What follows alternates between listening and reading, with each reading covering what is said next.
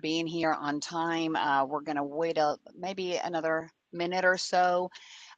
Liz, we've got quorum. Everybody is muted, so we will get started. Laura, if you can start recording us and let me know when we're set to go. We are all set. Thank you. Thank you very much for joining us. Today is Friday, November the 6th. This is the Private Probation Services Council meeting, and my name is Roxana Gamusio. I'm Executive Director with this program. To get us started, I would like to go ahead and do roll call. Everyone is on mute. If you can make sure to unmute yourselves to let me know that you're here, and then as well when we do motions. Judge Larry Logan. Here. Thank you. Judge Lynn Alexander. Here. Judge Brody Kane. Here. Judge Gary Starnes. Michael Wright. Here. And Stacy Kelly. Here. Thank you. We have quorum and are able to proceed. Notice of the November 6, 2020 meeting for Private Probation Services Council, including the date, time, and location, was noticed to the Private Probation Services website on November the 1st, 2019. Additionally, this month's agenda was also posted to the website and has been there since November 29th of 2020. Liz, I will turn it over to you, please, for the statement of necessity. Sure. Good morning, everyone. According to TCA 8-44-108B2, if a physical quorum is not present at the location of a meeting of a governing body, the governing body must file such determination of necessity, including the recitation of the facts and circumstances on which it was based, with the Office of the Secretary of State no later than 2 working days after the meeting. Furthermore, TCA 8-44-108A3 defines necessity as a matter to be considered by the governing body at that meeting requiring timely action by the body. That physical presence by a quorum of the members is not practical within the period of time requiring action, and that participation by a quorum of the members by electronic or other means of communication is necessary. This is a regularly scheduled meeting of the Tennessee Private Probation Services Council, and the purposes of today's meeting, with all of the members attending by teleconference, is to discuss the agenda as noticed on the website earlier. That is all. Thank you. I believe we do a motion to accept this read on the record, and then the attorney, Ms. Liz, will go ahead and file that with the Secretary of State. Do we have a motion? This is Judge Logan. I move be accepted. Thank you. We have a motion by Judge Logan. Do we have a second? Judge Alexander, I second.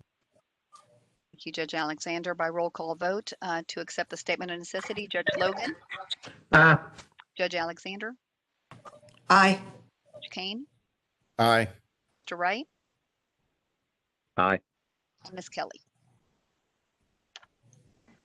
Aye. Thank you. Next on, we have the motion as presented, and we would need a motion to accept it. The motion and all documents needed for this meeting were emailed to everyone on the council at least a week in advance. If there are any changes to the motion, if the members can let me know. Otherwise, we would need a motion to accept it as posted on our website. Judge Kane, so moved. Thank you, Judge Kane. We have a motion by Judge Kane. Do we have a second? Michael Wright, I second it. Thank you, Mr. Wright. We have a motion and a second to accept the agenda by roll call vote. Judge Logan. Aye. Judge Alexander. Aye. Judge Kane. Aye. Mr. Wright. Aye. And Ms. Kelly. Aye. Thank you. Accepted as is. Next on our agenda, we have our August minutes. That is the last meeting that we held. Those minutes were also emailed to all of our members. If there are any changes, please let me know. And otherwise, if accepted as is, I would need a motion and a second to file those. Judge Logan, I move that the August minutes be approved. Thank you, Judge Logan. We have a motion. Do we have a second? Stacy Kelly, I second. Thank you, Ms. Kelly. We have a motion and a second by roll call vote. Judge Logan. Aye. Judge Alexander. Aye. Judge Kane. Aye. Mr. Wright. Aye. And Ms. Kelly. Aye. Thank you very much. Now we will move on to the director's portion of the report. And before we get started, I wanted to go ahead and inform the council that Commissioner Stansel Ford went ahead and on October 30th let me know that he is very saddened to have to leave the Private Probation Services Council. He cited health conditions as a reason to need to step away from this responsibility. He is very honored and has had the privilege to work on this council for many years, as most of you know, and I know I will miss him, as will Glenn and everyone on our team, because he was participated during a lot of the different changes that we've gone through and audits, and has been part of the council for a while. And I just wanted to let everyone know that that particular appointment is vacant now, and we accept and obviously all wish him well and are there to help him in any way we can. And let me know if you want to reach out to him. I'm happy to share his email, but I wanted to communicate that. And then if there are no questions regarding that, I will move on with our director's items. These were emailed to everyone a little bit in advance. And so you have the budget that has been completed for the 4 years that was presented. And it's good to look at it when it lines up with the other years. And so if you have any questions, the fiscal year 2019-2020 did end as we thought it would, with a deficit of 21,349.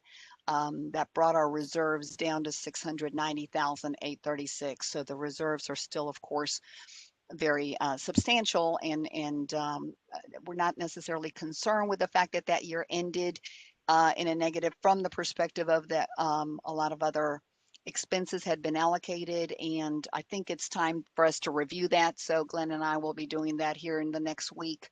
If you looked at the different lines, there's an increase to the salary distribution, but some of the cost backs have been reduced. So what has happened with administrative cost backs is they're moved to other lines.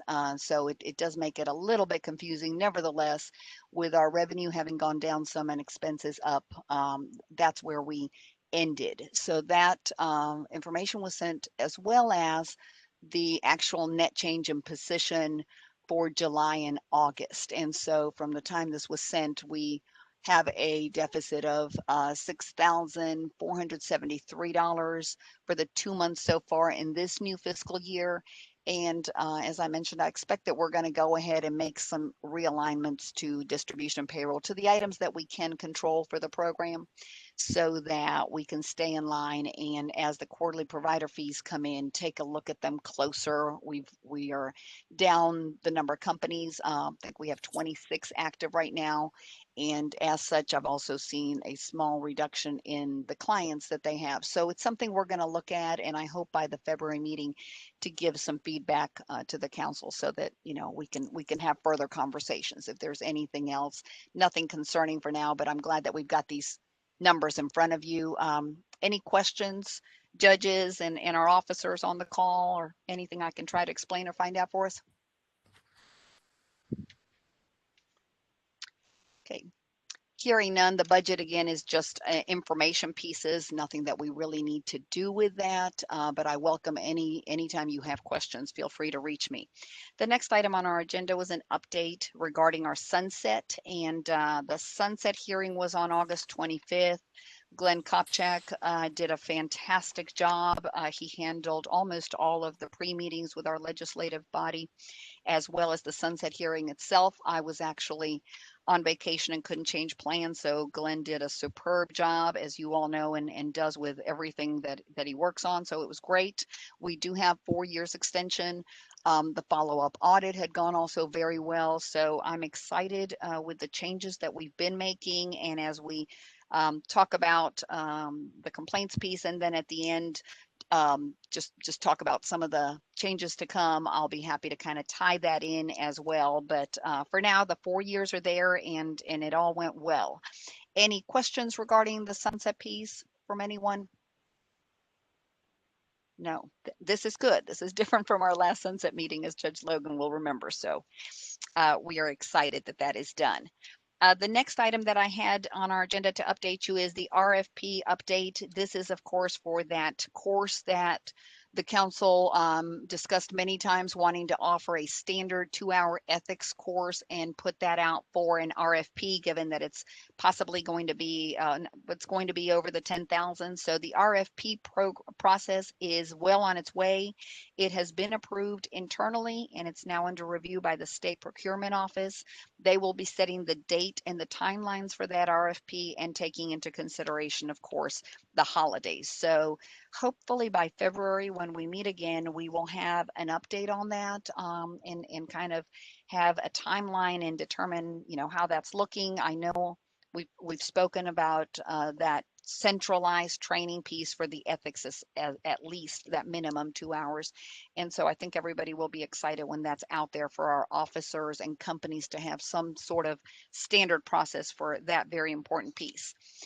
So those are the only updates that I have. If council has any questions, I'm happy to stop. And if not, I can turn it over to Liz for the legal report and her portion. Okay. Liz, I'll mute myself and turn it over to you. Okay, first we're going to look at the legal report, which I believe you all should have received last week.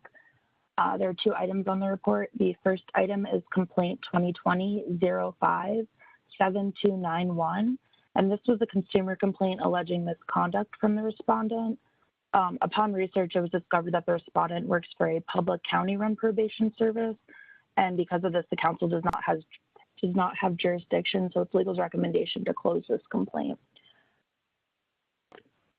And item number 2, which will require a little more discussion, is complaint 2020-08-2541. And this was an administrative complaint that was opened at the request of office staff.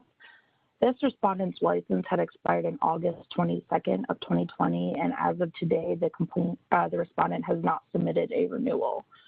The respondent was contacted via phone and email on multiple occasions, and the last occasion being October 8th, 2020.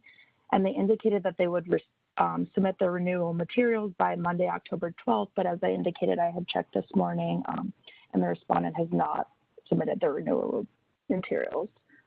The respondent did respond to the open complaint, and they indicated that they have been unresponsive due to the office staff testing positive for COVID, but the respondent did not address their renewal. Legal does not have a recommendation at this time.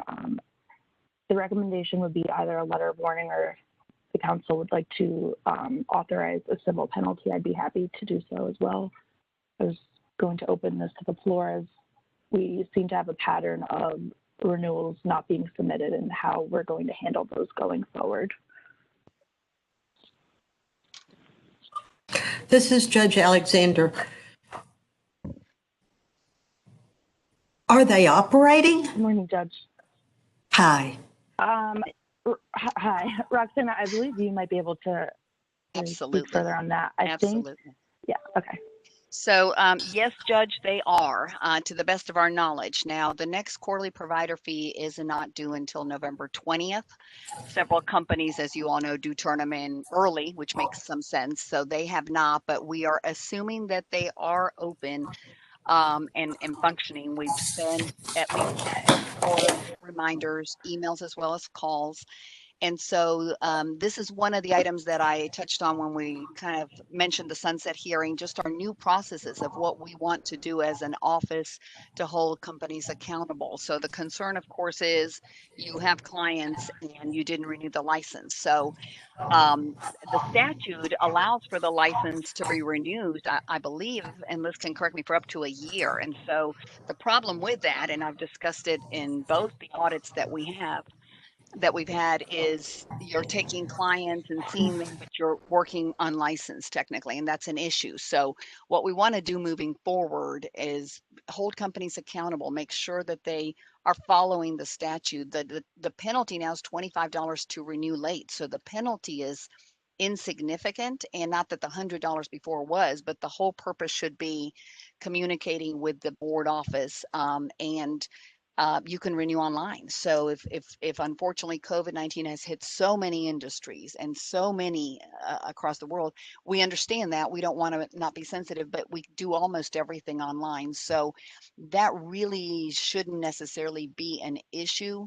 The renewal fee is $100, and getting what little documents you need to provide during that online renewal should not be an issue. So I welcome the conversation and guidelines from the council on how to proceed. This is the first complaint we're opening for a company not renewing timely, but it is a pattern we see. So we repeatedly call and email, and what we do is the notice goes out at least a month in advance, but we also can email it and we start following up before the expiration date. So I'm open for this to set, a precedent how we do it, but the complaint process is one of the methods. All the programs handle non-compliance issues. So Okay. Judge Alexander, I don't know if I answered your question. So, well, yeah, because we all deal with this every day. To me, they're operating without license. Correct. Their license has expired. Correct. They're Yes, ma'am. still collecting money. Yes. They're still collecting $40 or $45 a month from every person that's reporting to probation. Correct. I don't see this as a COVID issue. Correct. I see this as their license is suspended. Right. Right. Now, is that an option? I was looking at the rules Mm-hmm. and it doesn't, and I was just pulling them up. So it's while we were talking, what does, Hi, Judge. It's Liz. need to send a message. Suspension of a license. Whereas, Legal suspension of a license is a high bar for us to meet. We have to show a very high risk to the public and harm to the public. So my recommendation would be to consider a civil penalty. And then if this continues to be a problem, then we could assess at the next meeting. Is this a harm to the public to allow them to continue to operate? okay. All right. Civil penalties under 117702.07. Yeah. Number one, obviously, and this one's pretty standard, a substantial economic deterrent, the circumstances, the severity, the best interest of the public. We go to a category 1 on C is operations as a failure to maintain records. Well, that's not what they've done here. Number 2, non-compliance with registration requirements, such as failure to submit periodic reports and documents.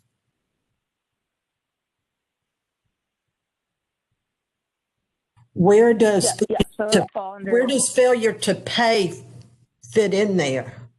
So this would fall under, if you're looking at 1177-02-07, it's Yes, all ma'am. under item number 1. So we could do up to $1,000 per violation, is what we would be looking at here. Well, it expired in August. This is November. Correct.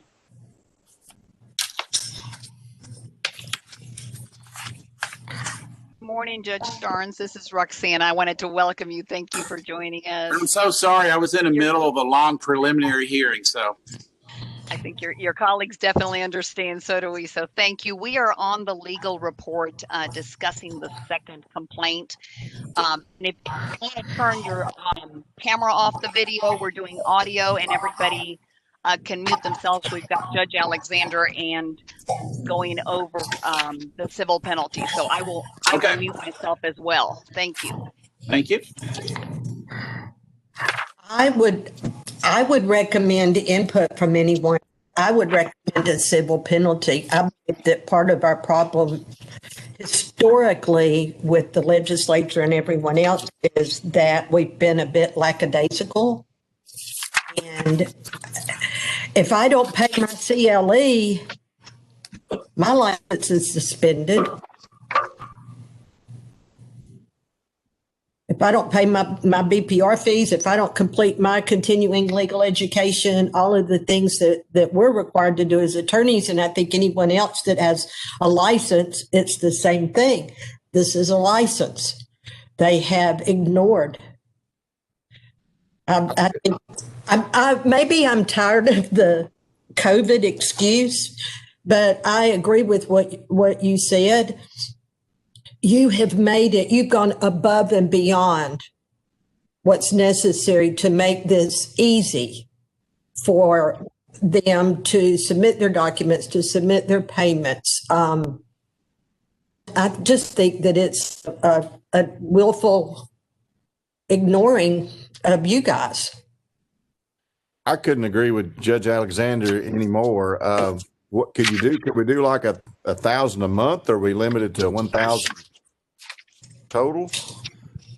If we hit So for September and October.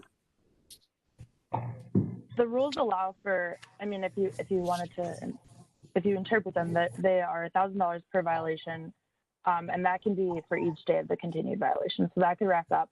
But I think, I mean, legal's opinion would be that $1,000 per day would likely be excessive, considering this would be the first civil penalty. But I think $1,000 per month is a great way to start, and I'm happy to move forward with that. I want to remind everyone that what we are doing is also setting precedent because exactly as Judge Alexander pointed out, this is one of the areas that auditors looked at, and that's where we're moving forward. We now have the tools and skills, and we want to do things better and hold the companies accountable and follow up with letters and emails and all that. But there comes a point where they've got to do their part, and so they're every bit of 2 months late. If the council agrees with that 2,000, we will continue doing what we're doing, which is following up, informing way in advance, doing all those things. But when a company still doesn't renew, whatever we recommend here is what we'll likely do in the future as well.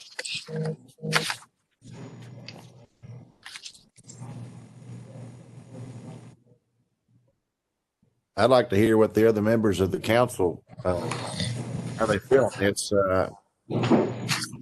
to move, that's what we'll do, but I'd like to hear what everybody else has to say.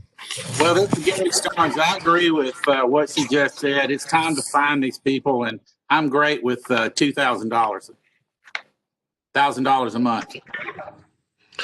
This is Judge Logan. I think we got to make a statement and let these people know that we're serious about this, and let the legislature know that we're policing these people and we're making them do what they're supposed to do. So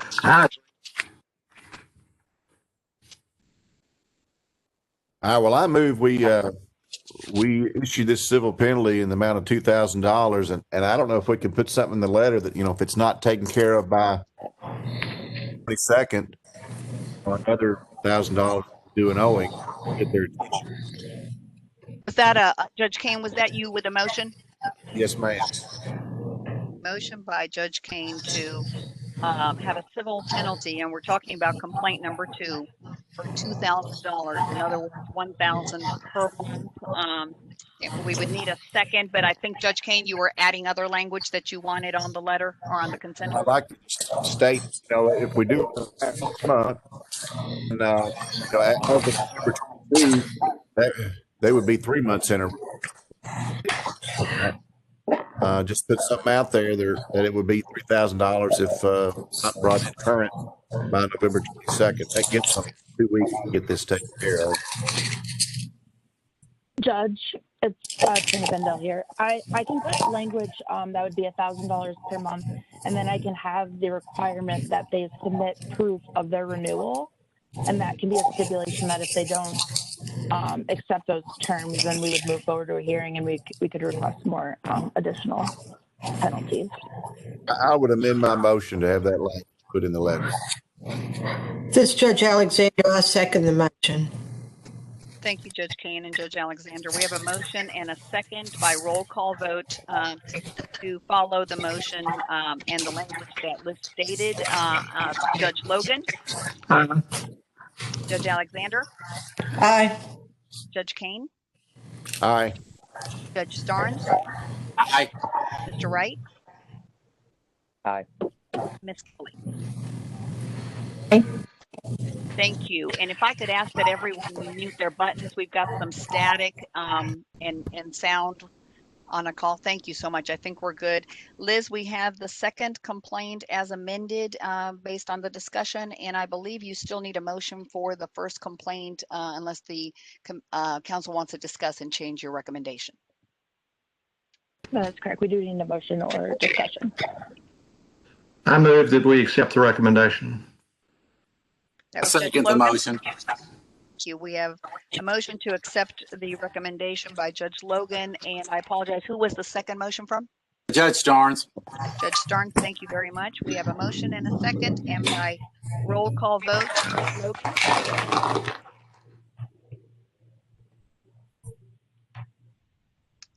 Roll call vote, Judge Logan, Aye. Judge Alexander, Aye. Judge Kane, Aye. Judge Starnes, Aye. Wright, Aye. and Ms. Kelly. Aye.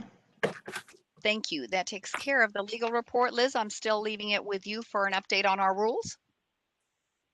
Sure. So in August, at our August 7th, 2020 meeting, we had the council had adopted rules where the late fee renewal fee was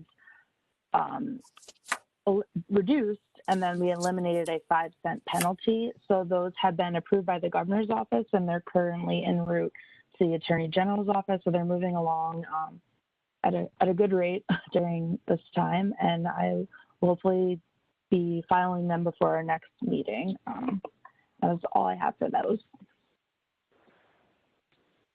Thank you, Liz. And if I could add along those lines, similar to everything else we're trying to do and be more, hold companies accountable, make sure that they're following and being in compliance with our statutes.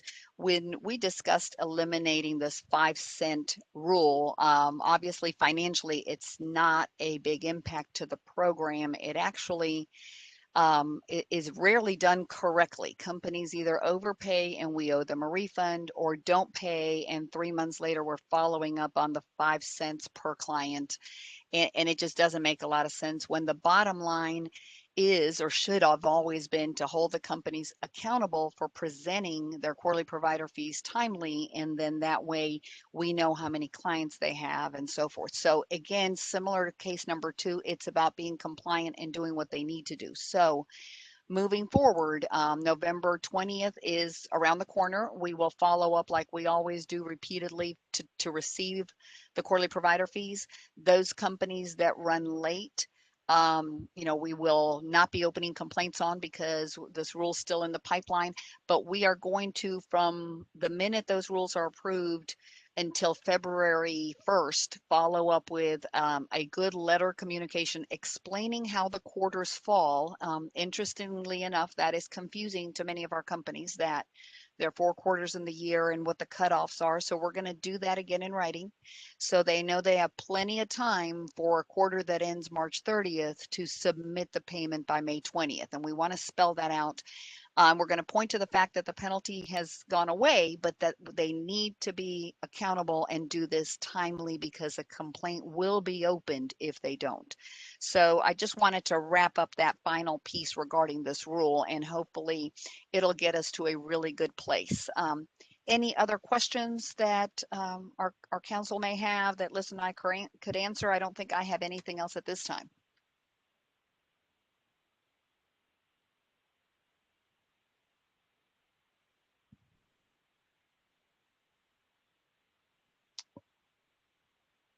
Okay, hearing nothing else, I've got no new business.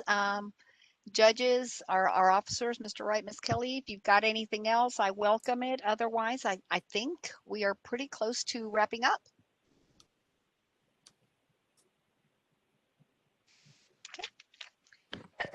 Mr. Judge Logan, I move we adjourn. Thank you, Judge Logan. We have a motion to adjourn. Do we have a second? Judge Alexander seconds. Thank you, Judge Alexander. We are adjourned, and it is 10:30. I don't believe to adjourn I need to do roll call vote, so I wish you all Well, thank you for being here, and stay safe. If you need anything at all, please reach any of us in the office. Thank you. Thank you. Take care. Bye-bye. Thank you all.